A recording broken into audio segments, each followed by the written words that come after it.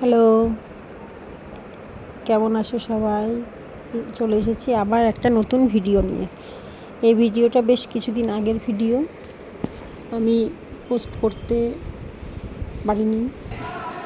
আমরা চলে গিয়েছিলাম রূপ সনাতন মন্দিরে। সেখানে একটা ছোট্ট অনুষ্ঠানে নিমন্ত্রণ ছিল আমাদের।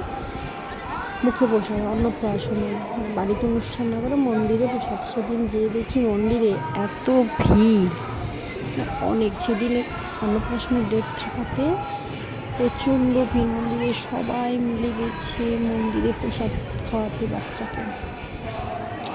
মন্দিরে প্রচণ্ড ভিড়, মন্দিরে কীর্তন চলছে, পুজো হচ্ছে, ভোগ আরতি হয়ে গেছে, কীর্তন চলছে।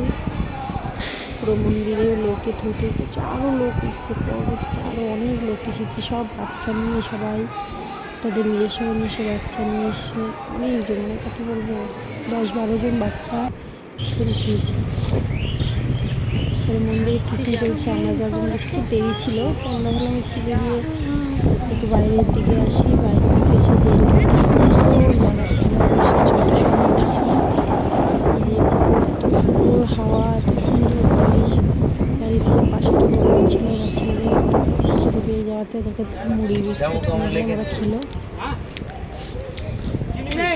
মানে কুকুরগুলোকে খেতে দিচ্ছিল আমার ছেলে। এবার ওখান থেকে ফিরে এসে দেখি যে আমরা যাদের জন্য এসেছি, তাদের সাথে এসেছি, তাদের মুখপ্রসাদটা শুরু হয়ে গেছে। মেয়ে, ওর নাম হচ্ছে ইরা। তো প্রসাদ শুরু হয়ে গেছে, ঠাকুরমশাই বসে গেছে, আশীর্বাদ করছে। সুন্দর করে সাজিয়ে ওকে বসিয়ে দিয়েছে, ঠাকুরমশাইয়ের কোলে দিয়ে দিয়েছে।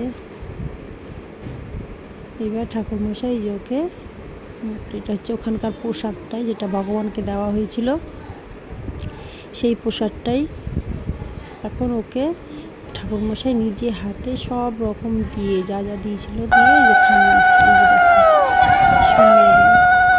আজ থেকে ও এবার সব খেতে পারে।